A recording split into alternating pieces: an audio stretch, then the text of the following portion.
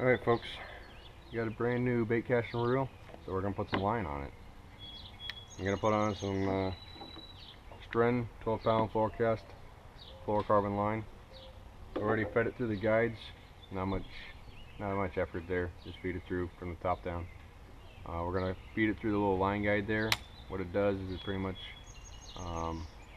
moves the line back and forth on the spool as it's reeled in to provide even, so it's even, don't have a bunch of line on one side or the other. Put the line through the little line guide there, and I'm just going to click that open. We got a bunch of holes in the spool here, so I'm going to use those holes to kind of help secure my line. So I'm going to feed it through there, feed enough through, grab the tag end. Now what we're going to do, can't fold this.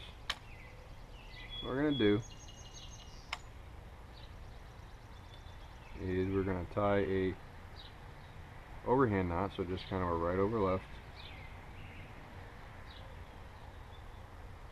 So right over left knot, just like so. And we're going to tie a right over left knot with the tag end over the main line.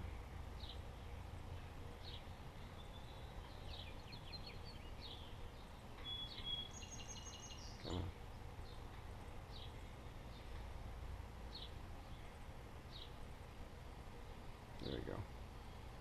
So we kind of just pull the end up something like that. I'm going to pull this tight, not like too tight, and kind of pull on the main line. I'm just going to work its way down there, start tightening up,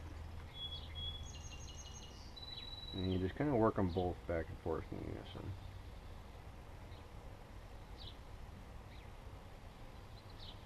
Okay, so what it does is it just kind of tightens down to it, and then the tag line tightens around the main line, so it just kind of holds it in place.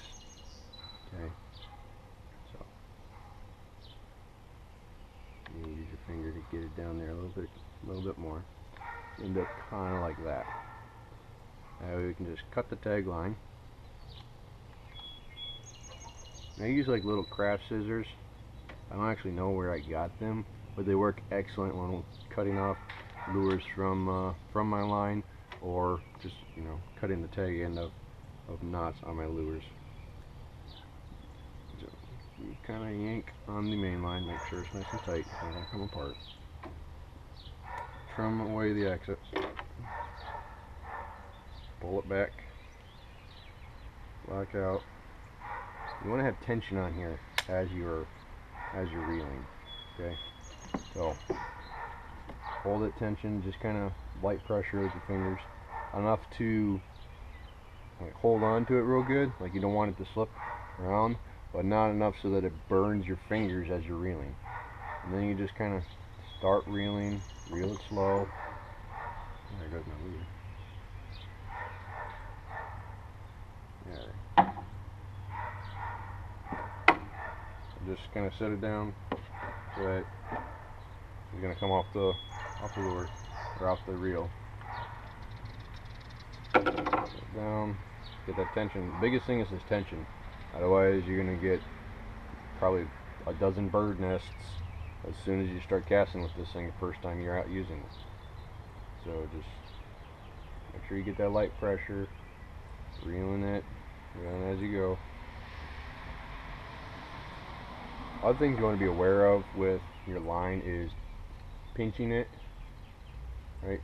Pinching it, kinking it, all can start to compromise the integrity of the line.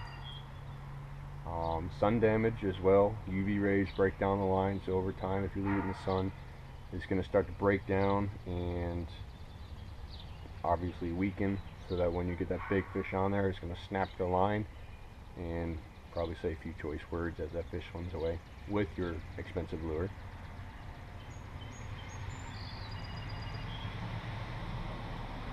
And over time, you normally have that amount of line that just kind of sits there from your reel out to your tip and then back to wherever your lure is if you put it down here like I do.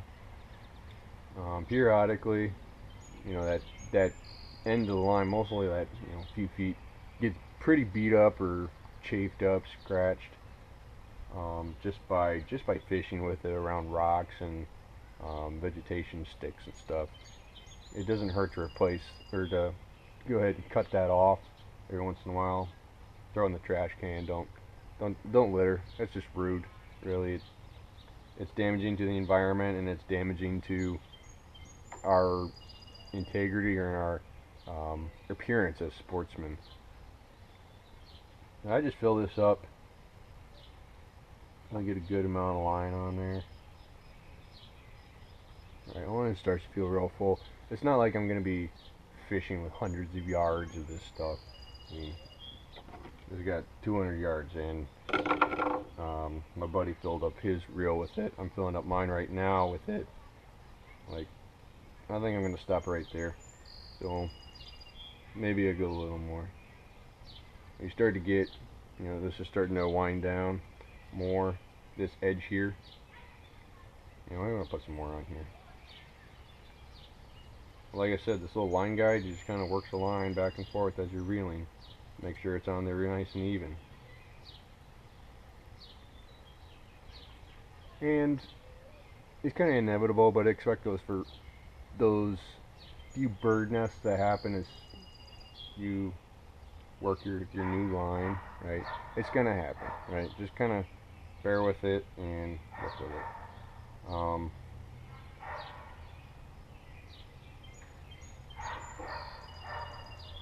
Yeah, when you get about 1/8 inch of this reel left, it's probably when I'll just stop, cut it off, tie my lure on, and be done with it. So I'm gonna call that good. I'll go ahead, cut my line, tie my lure on. So these little scissors, right? They are a lifesaver. I love these things.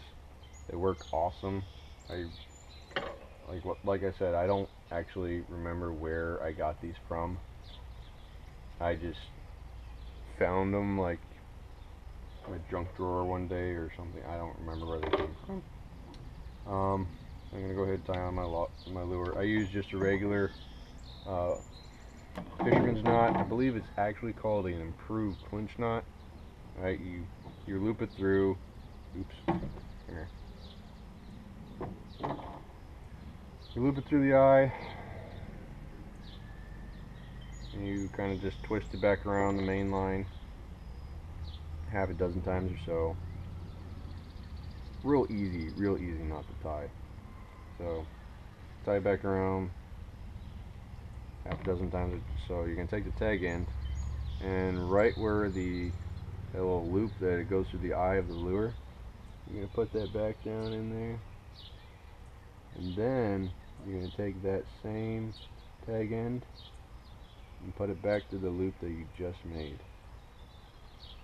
So back through there. Another thing you want to do is kind of wet the line before you cinch it tight. That helps maintain your line integrity and strength. Don't judge me.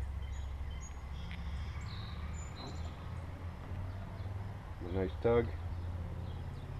Make sure it's nice and tight. It's not going to come out.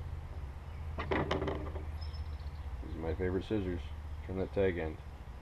I like to use just a little tiny sliver there so that it's not cut off flush right with that knot. Okay.